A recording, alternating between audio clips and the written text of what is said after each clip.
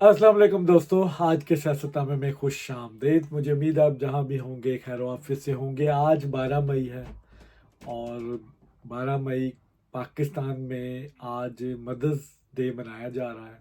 माँ की इज़्ज़त को सलाम पेश किया जा रहा है। कुछ लोग इस पे आर्गू देते हैं कि सारे दिन माँ माँ के लिए हैं, माँ की ये कोई स्पेशल दिन नहीं होता। लेकिन सारे दिनों में हमने कभी माँ को इतना इम्पोर्टेंस नहीं दिया जितना इस दिन हर कोई बंदा माँ के बारे में बात करता है, उसकी अज़मत को सलाम पेश करता है।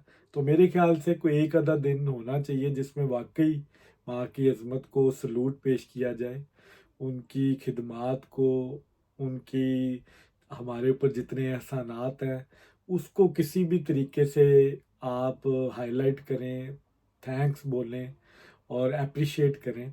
तो माँ के बारे में कुछ अशार पेश करूँगा कि तेरी अज़मत को सलाम पेश करता चलूँ माँ, तेरे जज्बों की कदर करता चलूँ माँ, तू एसार और कुर्बानी की निशानी है, अपनी हर जिंदगी तेरे कदमों में निसार करता चलूँ माँ।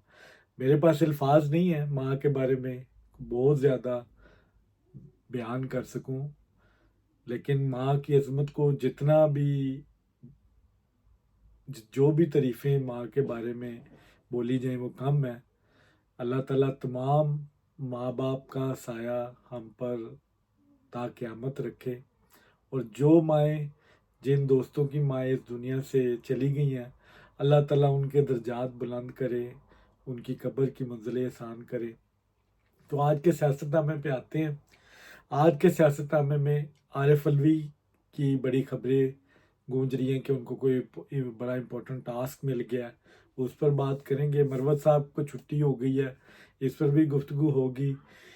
जनाब सीएम केपी और गवर्नर की एक अलहदा जंग चल रही है, उस पर बात करेंगे। आज़ाद कश्मीर की सूरत हाल पर बात करेंगे और सऊदी अरब का एक दौरा मनसूख हो गया बड़ी, इस पर भी पीटीआई वावेला कर रही है। और आखिर में पीएई के हवाले से थोड़ी सी गुफ्तगू करूँगा। तो सबसे पहले आरिफ अलवी साहब, जो कि इमरान खान साहब उनसे नाराज़ थे, ये मैं नहीं कहता, लीमा खान कहती है। जब पहली दफ़ा वो इमरान खान साहब से मिलकर आई तो उन्होंने आरिफ अलवी साहब को बड़ा क्रिटिसाइज़ किया। और आरिफ अलवी वो प्रेसिडेंट रहे हैं मुमलत के सदर पाकिस्तान के अहदे पे जो मोस्ट कंट्रोवर्शियल रहे हैं। इन्होंने दोनों तरफ खेलने की कोशिश की और इसलिए इन्होंने बड़ा गर्क किया, ना इधर के रहे ना उधर के रहे। आरिफ अलवी साहब ऑफिशियल सीक्रेट एक्ट की बात अगर करें तो उसमें इमरान खान साहब को 14 साल कैद हुई। फिर इमरान खान साहब की पार्टी की तरफ से प्रेशर था कि आप असम्बली का सेशन ना कॉल करें, इन्होंने वो भी कॉल किया। फिर डेट की बात आई कि आप डेट दे दें, तो ये भी उन इस्टेब्लिशमेंट के प्रेशर में नहीं दे सके। तो अब इन्होंने अब आके मुलाकात की है इमरान खान साहब से, बाहर आके बड़ी धुआंधार तकरीरें की। और आज उन्हीं के ऑफिशियल अकाउंट में ये बात उन्होंने क्लियर की है कि मैं पार्टी की किसी किस्म की सदारत का उम्मीदवार नहीं हूँ। सियालकोट मसूफ गए हैं, उस्मान डार की मम्मा से भी मिले हैं। उधर भी उन्होंने एक तकरीब से खिताब करते हुए कहा कि 9 मई के जितने लोग हैं जो शामिल जुर्म थे उनके घर जाऊंगा। तो अब पता नहीं आरिफ अलवी साहब क्या चाहते हैं। ये एक तरफ कहते हैं कि मैं ब्रिज का किरदार अदा करना है, मैंने लोगों को इमरान खान की सुलह करवानी है, जब वो खुद सुप्रीम कमांडर के लीडर थे। और तब ये इस्टेब्लिशमेंट से पूरी इन्होंने कोशिश की, मुलाकातें भी करवाई, लेकिन किसी किस्म की कोई बात नहीं बन सकी। तो अब इनके पास कौन सी गिद्दर सिंगी आ गई है जो वो यूज़ करेंगे और मुज़ाकरा ठीक कर लेंगे। हाँ, ये बात सच है कि अली जैदी, इमरान इस्माइल, फवाद चौधरी जैसे लोग पार्टी में दोबारा आना चाहते हैं। और अली ये आरिफ अलवी साहब ने भी इस तरह की बातें की हैं इमरान खान साहब से कि उनको लें, ये फैसला इमरान खान साहब ने करना है। तो आस्ता आस्ता वो चाहते हैं कि ये वकीलों से के चंगल से निकले इमरान खान, जो पॉलिटिकल लोग हैं वो आए। आज फवाद चौधरी साहब ने भी इमरान खान साहब की डीपी लगा दी है ट्विटर पे। तो लग रहा है कि एक पॉजिटिव वाइब्स आ रही हैं इमरान खान की तरफ से। पुराने लोगों को शायद ले लिया जाए जो छुपे हुए थे या जो डर के मारे पीछे हो गए, उस्मान डार साहब जैसे लोग जो किसी ना किसी तरीके से ज़ेर असर इस्टेब्लिशमेंट की, अब उनको लेना शुरू कर देंगे। ये फैसला तो इनका अपना है, लेकिन असल लड़ाई इनकी अंदरूनी है। ये मरवत साहब जैसे लोग, ये लीमा खान ग्रुप के लोग हैं, ये वकील भी कुछ उसमें आते हैं, और जो पुराना दड़ा है वो इमरान खान साहब को जो पीछे हुआ है। अभी इन दो दड़ों की आपस में लड़ाई है। इसमें लीमा खान का जो दड़ा है वो कमज़ोर है, क्योंकि बुशरा बीबी ऑब्वियसली वो कंट्रोल करती है इमरान खान साहब को, पार्टी के मामलात को भी। तो वो नहीं चाहेंगी कि जो लीमा खान के प्रो लोग हैं वो आगे हैं। और मरवत साहब भी अंदरूनी सियासत का शिकार हो गए। जिस तरह उनको हाइप मिली, जिस तरह लोगों ने उनको एक्नॉलेज किया इमरान खान की गैर मौजूदगी में, एक क्राउड पुलर बने। चूँकि उनकी जितनी क्वालिफिकेशन है वो सिर्फ वो जुवेद चौधरी साहब का प्रोग्राम है जिसमें उन्होंने फनान से मार खाई, और उसके बाद फिर वो बढ़ गया, उसके बाद इनकी ये पॉपुलैरिटी बनी। लेकिन इमरान खान साहब इस तरह के लोगों को लाइक करते हैं, इस तरह के माइंडसेट जो बदतमीज़ होते हैं। तो वो शुरू में वो इमरान खान साहब के फेवरेट थे, फिर आस्ता आस्ता आस्ता वो मोहब्बत में जब वो ज़्यादा ही आगे निकल गए तो वो समझ बैठे कि जो मैं कहूँगा वही पार्टी को मानना पड़ेगा, उनको घुटने टेकने पड़ेंगे। तो बरवत साहब चूँकि सियासतदान नहीं है, वो इस चीज़ का शिकार हो गए और वो गलतियों पे गलतियां करते रहे। अब उनको शो कॉज नोटिस दे दिया। उनको सऊदी अरब के बयान के वाले से भी क्रिटिसिज्म का सामना है, और मुझे पूरी उम्मीद है कि ये बयान उन्होंने इमरान खान की मर्ज़ी से दिया होगा, अगर दिया होगा, क्योंकि ये बयान उन्होंने इमरान खान से मुलाकात से जब वो आए हैं बाहर तब दिया कि जो हमारी रजीम चेंज हुई है उसमें सऊदी अरब का हाथ है। बाद में इसको उन्होंने पर्सनल बयान दे दिया। अब उनको बड़ा क्रिटिसाइज़ किया जा रहा है, और क्योंकि इमरान खान साहब के जो मकासद थे अब वो पूरे हो गए हैं। तो मरवत साहब रहे ना रहे पार्टी को कोई फ़र्क नहीं पड़ता। ये लूली लंगड़ी पहले भी चल रही थी, अब भी चल जाएगी। इन वकीलों ने और जितना इमरान खान साहब को डिच करना था कर दिया। मैं तो, मेरा व्लॉग भी है इस पे कि ये दोनों तरफ खेल रहे थे ये वकील। इन्होंने मज़े भी लिए, पार्लियामेंट में भी चले गए, वैसे ही इन्होंने कहाँ जाना था। अब मरवत साहब की कहानी भी मेरा लगता है यहाँ तक की थी। अब ये बिल्कुल साइडलाइन हो जाएंगे, पार्टी फारग कर देगी। सिफारिशात आ रही हैं। उमर अयूब साहब इनके खिलाफ थे क्योंकि इनकी पॉपुलैरिटी की वजह से। जो पॉलिटिशियन होते हैं इनमें प्रोफेशनल जेलसी होती है कि कोई बंदा इनसे ज़्यादा पॉपुलर हो तो ये अपने आप को डिग्रेड फील करते हैं। और उमर अयूब ब्राह्मण ब्रीड से उनका तल्लक है, वो तो बिल्कुल नहीं बर्दाश्त करते। उनकी ख्वाहिश थी कि ये निकले और उनकी ख्वाहिश को पूरा किया जाएगा, क्योंकि मरवत साहब एक मिडिल क्लास से इनका तल्लक है, और पाकिस्तान में मिडिल क्लास बंदे की कोई सियासी हैसियत नहीं है। दूसरी खबर, गवर्नर और सीएम केपी की जो आपस में लड़ाई चल रही है, यहाँ पे मैं आपको बताता चलूँ, ये दोनों कज़न है आपस में, फैसल करीम कुंडी और गंडापुर साहब, और इनका ताल्लुक एक ही ज़िले से है, डेरा इस्माइल खान। और इनके पुराने एक दूसरे के मुखालिफ हैं, इलेक्शन लड़ते रहे हैं। मौलाना फजलुर रहमान भी उसी इलाके से हैं। तो इनकी कोई आपस की भी रंजिशें हैं जिसको वो हाईलाइट कर रहे हैं। इनको इस चीज़ का अंदाज़ा नहीं कि जिस ओहदे पे वो बैठे हैं उसकी एक आइनी हैसियत है, एक उसका तकद्दुस है, उसकी कुछ वैल्यूज़ हैं। तो दोनों बयानबाजी कर रहे हैं, और गंडापुर साहब ने तो बहुत ही ज़्यादा एक बिलो द बेल्ट जाके वो बातें कर रहे हैं, और ऐसी ऐसी कर रहे हैं कि समझ से बाहर है। तो वरना माजी में भी गवर्नर्स खिलाफ रहे हैं। सलमान तसीर साहब पंजाब गवर्नमेंट के ख़िलाफ़ थे बड़े, फिर इमरान इस्माइल, इवन इमरान खान साहब इमरान सीएम सिंध को नहीं मिलते थे, वो गवर्नर हाउस जाते थे, वहीं पे एक्टिविटीज़ करते थे। तो चलता है, आपने अपना बयानिया अपने साथ रखें आप, लेकिन कुछ जब आईनी उहदों पे आ जाते हैं वो आपकी वफाक की नुमाइंदगी कर रहे होते हैं। तो प्लीज़ इस तरह की सिचुएशन ना क्रिएट की जाए कि वहाँ पे वाकई कोई हालात ख़राब हों, एक दूसरे को ऊपर चढ़ने की बातें कर रहे हैं।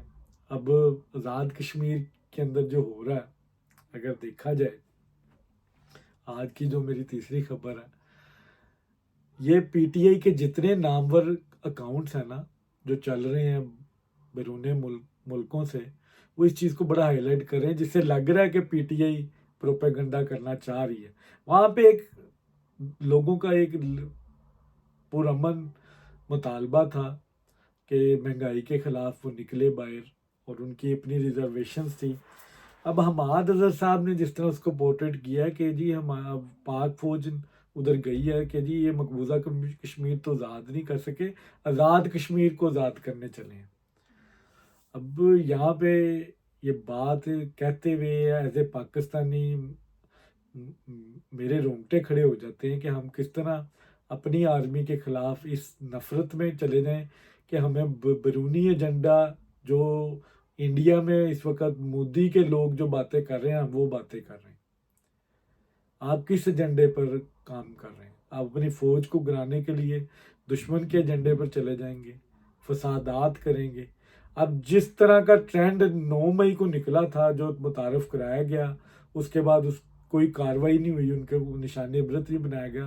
आज़ाद कश्मीर में भी वो टच नज़र आ रहा है। एहतजाज की आड़ में पुलिस की वर्दियों को जलाया जा रहा है, गिराया जा रहा है पहाड़ियों से नीचे, और फसाद पैदा करने की कोशिश की जा रही है। इसको होश के नाखून लेने चाहिए इस वक्त पॉलिटिकल पार्टीज को भी। इमरान खान साहब की पार्टी से तो कोई उम्मीद नहीं है कि किसी किस्म की भी कोई अब खैर की बात कर लें। हर चीज़ को उन्होंने इंतशारी रंग देना है, और इसीलिए फवाद चौधरी साहब का भी वो ट्वीट था कि जो सऊदी अरब का दौरा मनसूख हुआ है, उसकी वजह ये सियासी अदम इस्तेकाम है कि वो यहाँ पे नहीं है, जिसकी वजह से वो नहीं आ रही। पहली बात तो फवाद चौधरी साहब के सऊदी अरब के दौरे की डेट्स कोई फाइनल नहीं थी। दोनों सबराए मुमलिकत मिले हैं, उन्होंने इतफाक़ किया है, दौरे को एक्सेप्ट किया है, लेकिन उन्होंने कोई डेट फाइनल नहीं की हुई थी। तो ये क्यासा रही थी कि वो मई में आएंगे, लेकिन कोई कंफर्म नहीं था। तो इस चीज़ को ये रंग देना कि पाकिस्तान में अदम इस्तेकामी नहीं है, उसकी वजह पीटीआई है, और वो चाहती भी नहीं है कि हो। और यही लोग इस दौरे के ख़िलाफ़ भी हैं कि क्यों ये शहज़ादा सलमान है, ये पाकिस्तान आ रहा है और इस गवर्नमेंट को मिल रहा है। इसीलिए अब जो बाइडन के ख़िलाफ़ भी थे। आज एक और ख़बर दे दूं कि इमरान खान साहब वाशिंगटन डीसी जो न्यूज़पेपर है उस पर भी एक कॉलम लिखेंगे, जिस तरह उन्होंने टेलीग्राफ में लिखा, और उसमें वो वहाँ के लोगों को प्रवोक करेंगे कि वो डोनाल्ड ट्रंप साहब को वोट दें, क्योंकि उनको पता है कि डोनाल्ड ट्रंप आएगा और वो उसको छुड़ाएगा, क्योंकि वो भी उसी माइंडसेट का बंदा है, इंतशार पसंद है, अपने आप को ट्रू अमेरिकन कहता है वो। इमरान खान साहब की भी वही पॉलिसी है कि कोई अमली काम तो है नहीं, बस बातें ही बातें हैं, ख्वाब ही ख्वाब हैं। तो डोनाल्ड ट्रंप भी एक्सट्रीमिस्ट है, इमरान खान साहब भी एक्सट्रीमिस्ट हैं, अपने ही मुल्क के ख़िलाफ़ हैं।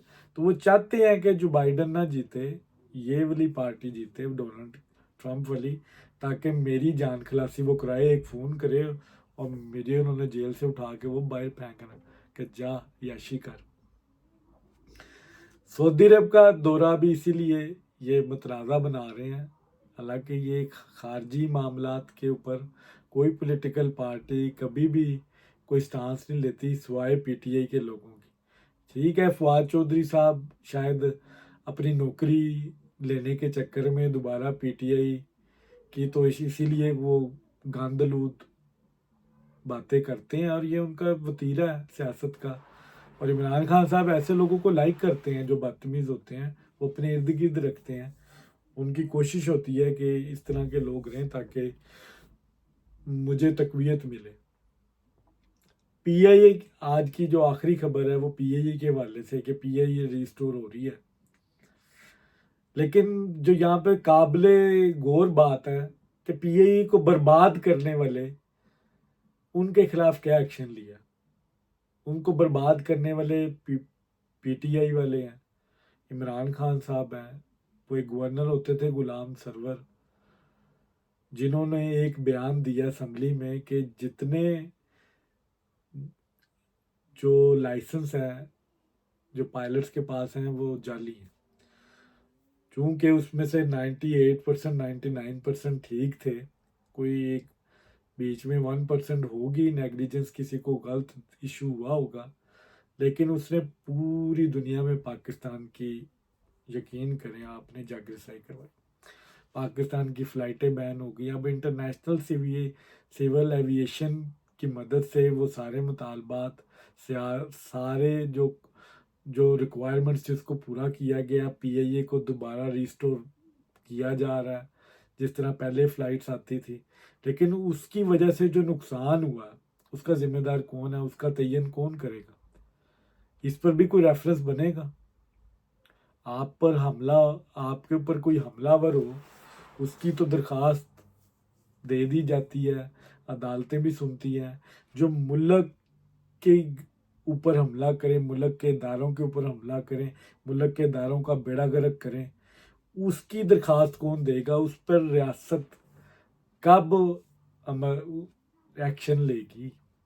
गुलाम सरवर साहब को किसी ने एक दिन पूछा कि आपने ये बयान दिया, इसकी अब वजाहत करें, आपकी वजह से पीआईए का बेड़ा गर्क हुआ, पाकिस्तान को जो उस डेट से आज की डेट तक जो मिलियंस डॉलर पाकिस्तान को मिलने थे, जो जितने बैरून मुल्क पाकिस्तानी रहते हैं जो पीआई यूज़ करते थे, वो रेवेन्यू पाकिस्तान को नहीं मिला, वो बाकी एयरलाइंस को मिला, प्राइवेट सेक्टर की एयरलाइंस को मिला। उसका जिम्मेदार कौन है? पीआईए ख़त्म हो गया, पीआईए प्राइवेटाइज हो गया। आपने अपने इदारे को, अपने कौमी इदारे के ऊपर अटैक किया और उसका बेड़ा गर्क किया, और आपको पूछने वाला कोई नहीं है। वैसे मुझे ये सोचते हुए ज़्यादा हैरानगी भी नहीं होती, क्योंकि यहाँ पे तो मुल्क टूट गया तो किसी ने उनसे नहीं पूछा कि मुल्क क्यों टूटा, इसका जिम्मेदारान कौन है, कोई तयन नहीं हो सका। यहाँ पे कमीशन बनते हैं तो वो क्लियरेंस देने के लिए बनते हैं। फैज़ हमीद साहब का कमीशन कोई देख लें आप, वो बना, वो उल्टा वो लगता था कि फैज़ हमीद साहब को क्लीन चिट देने के लिए वो कमीशन बना था। तो क्या कभी एहतसाब होगा ताकतवर लोगों का, जिनकी वजह से मुल्क की बदनामी हुई, पाकिस्तान के अदारे तबाह हो गए? चोरी पे सज़ा होती है, जो मुल्क का अदारा तबाह करता है उस पर भी कुछ सज़ा होगी। गरीब आदमी को तो आप कत्ल करने पे, फांसी पे चढ़ा देते हैं, तो ये उससे बड़े जुर्म है जो मुल्क के अदारों की बर्बादी का बायस बने, मुल्क को बिलियंस डॉलर का नुकसान हुआ। इसका तखमीना कौन लगाएगा? कौन कब आएगा तो इसका हिसाब किताब इन लोगों से पूछेगा? पीआईए तो रिस्टोर हो जाएगी, लेकिन जो नुकसान आज की डेट तक जो हुआ, जो दूसरी कंपनियां इससे फ़ायदा उठाती रही, उसका हिसाब किताब कौन देगा? गुलाम सरवर साहब किधर हैं? कौन से पूछेगा? कौन को बुलाएगा? आपने किसके कहने पे ये बयान दिया था? आप एक जिम्मेदार थे, शख्स थे उस वक्त अदारे के, सिविल एविएशन के। आपने किस बिहाफ पे ये बयान दिया? आपको जवाब देना पड़ेगा। अब देखते हैं कि कब पाकिस्तान में ये आईनी इदारे जो एक दूसरे की शिकायतें लगाते हैं, अपनी बातें करते हैं, कभी पाकिस्तान की भी कोई बात करेगा, कोई पूछेगा कि जो माजी में जो कुछ हुआ किस तरह हुआ, आए उसका हिसाब दें। को बने कोई नेशनल लेवल का कमीशन, जुडिशल कमीशन बने, जो ये तयन करे कि किसने पाकिस्तान के साथ गद्दारी की है, इमरान खान ने किस तरह मुल्क का बेड़ा गर्क किया है। आज वो किस मुंह से कहता है कि मुझे बाहर निकालो, मेरे साथ मुज़ाकरात करो, मैं ताकतवर हूँ। ताकत के किस नशे में है ये? तो ये था आज का व्लॉग। अगर आपको पसंद आया हो तो प्लीज़ लाइक, शेयर और कमेंट ज़रूर किया करें, ताकि आपकी राय मेरे तक पहुंचती रहे। बहुत शुक्रिया।